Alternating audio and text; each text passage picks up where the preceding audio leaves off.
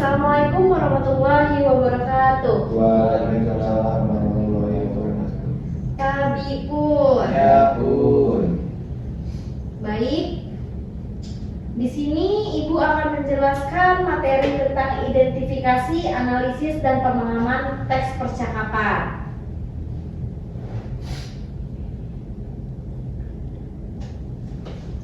Kita mulai dari pengertian teks percakapan. Teks percakapan atau dialog adalah bentuk komunikasi dua arah yang berisi pertukaran pendapat, informasi, atau perasaan antara dua orang atau lebih dalam situasi tertentu. Dalam bahasa Lampung, teks ini digunakan untuk membiasakan penggunaan bahasa sehari-hari yang sopan, komunikatif, dan sesuai dengan nilai budaya Lampung. Dalam pembelajaran bahasa Lampung, teks percakapan digunakan untuk melatih keterampilan berbicara dalam bahasa Lampung, menumbuhkan sifat sopan santun, memahami nilai budaya masyarakat Lampung. Kalau kita perhatikan pada teks percakapan terdapat pembicara atau orang yang berbicara dalam teks percakapan itu.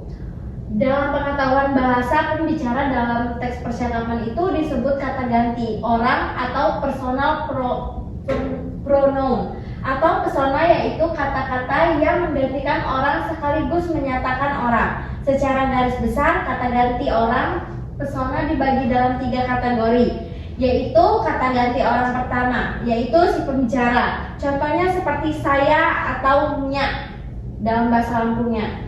Yang kedua ada kata ganti orang kedua, yaitu yang diajak bicara. Contohnya kamu dalam bahasa Lampungnya, yaitu niku atau nikel. Yang ketiga ada kata ganti orang ketiga, yaitu yang dibicarakan. Contohnya dia dalam bahasa Lampung ya atau yo. Selanjutnya ada kata ganti orang pertama terbagi atas 2 golongan, yaitu kata ganti orang pertama tunggal, jumlahnya hanya 1 orang. Contohnya saya, dalam bahasa Lampungnya nya. Yang kedua ada kata ganti orang pertama jamak, jumlahnya lebih dari 1 orang. Contohnya kita, dalam bahasa Lampungnya kan. Demikian pula kata ganti orang kedua terbagi atas 2 golongan, yakni kata ganti orang kedua tunggal dengan contoh kamu, atau dalam bahasa Lampung niku ataupun nikel. Yang kedua ada kata ganti orang kedua jamak, contohnya kalian atau kuti dan metei. Tidak ketinggalan kata ganti orang ketiga pun terbagi atas 2 golongan, yaitu kata ganti orang ketiga tunggal, contohnya ia, dia, atau dalam bahasa Lampungnya ya dan yo.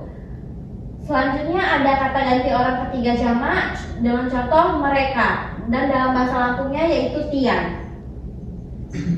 Selanjutnya ada struktur dalam teks percakapan.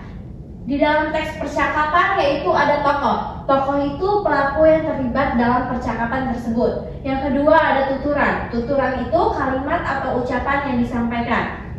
Yang ketiga ada topik. Topik itu pokok pembahasan dalam percakapan tersebut.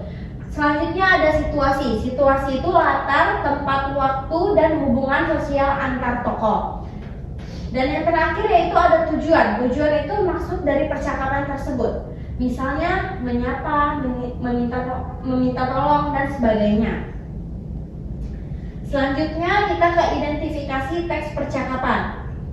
Jadi identifikasi teks percakapan adalah proses mengenali dan mencatat unsur-unsur penting dalam sebuah percakapan.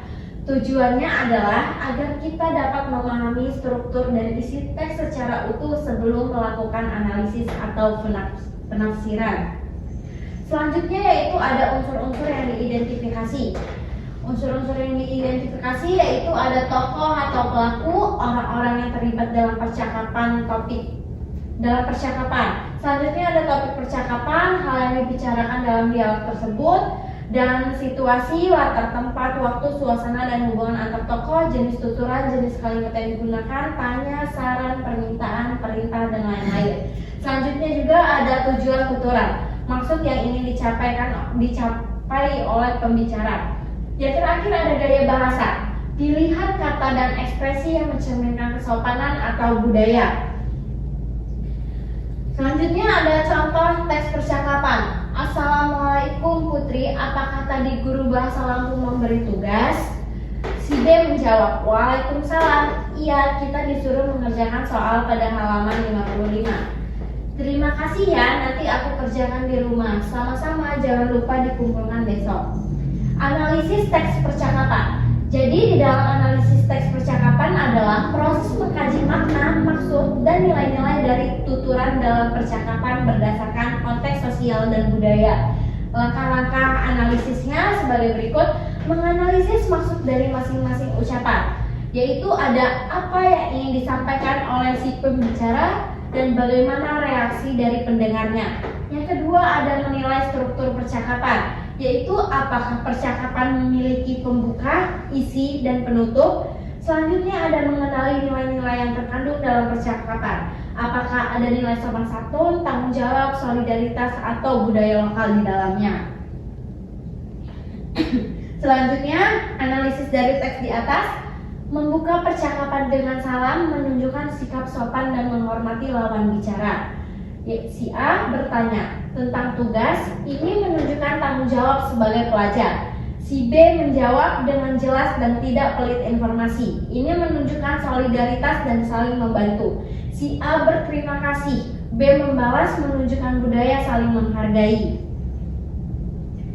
Selanjutnya ada pemahaman teks percakapan. Pemahaman teks percakapan adalah kemampuan untuk menangkap maksud inti pembicaraan serta nilai moral atau budaya yang terkandung dalam teks tersebut. Cara memahami teks percakapan yaitu dengan cara membaca atau menyimak percakapan secara menyeluruh, lalu menafsirkan arti kalimat secara kontekstual, bukan hanya harfiah. Selanjutnya ada menentukan inti atau pokok pikiran dari percakapan, lalu menarik kesimpulan dari maksud percakapan tersebut dan mengaitkan isi percakapan dengan nilai budaya atau kehidupan nyata.